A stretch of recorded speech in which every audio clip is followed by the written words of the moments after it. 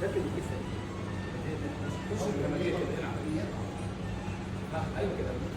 طلعت ضربه ستوب. ما طلعش ضربه الا صح. يعني ممكن افضل طول الماتش يتحرك كده ما العبش. اهم حاجه مش موصل للضربات. هو يبقى اصطاد المفروض عنده بص انا عيني في عينيه. بهزه طبعا. يعني كده. طبعا انت تصطاد المكان العب.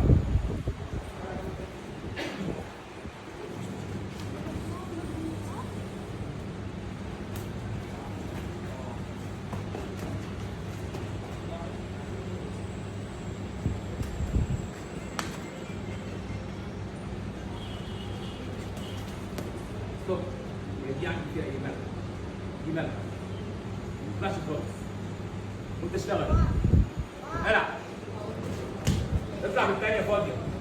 لو طلعتها هتدوس في ثانيه فيها. العب. روح بقى لورا.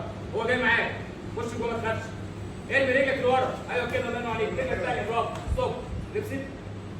كمل بقى على كده. وهو طالع معاك ضربه العب هنا. طبعا انا اسرع منه لان هو بيلعب تحت انا عكسه فوق. خش اكمل معاه ما تخافش انا عايز ضربه واحده انا بلعب معاك راجل قديم اقل من 4 ضربات ما ينفعش عشان العب ضربه واحده انا دلوقتي بعصر بسرعه انا بلعب لايف يعني حاجه سريعه لازم ابقى معاك كوره سريعه طيب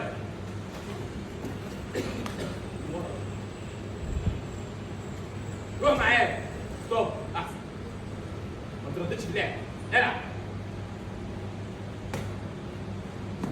ارمي بقى ارمي مين يا باشا؟ تاني وراها على طول ارفع رجلي فوق التانية هنا على طول ارفعها على جواك بص مع بعض اهو مفهوم لمسه بس هتيجي معاك يلا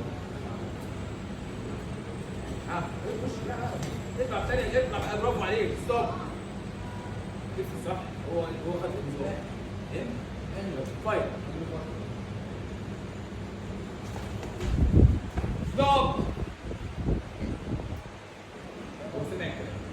ليه مع الغلط بتاعه انت برضه سيبك من دي خالص قاعد اعملها العب مع المضمون انت ثبته الاول صح هو جاي بيلعب معايا ارفع فوق كده طب فرق العب رايت باي فرق ويرمي 1 2 ويرمي هو اسطوره كبيره سلام على زميلي ربع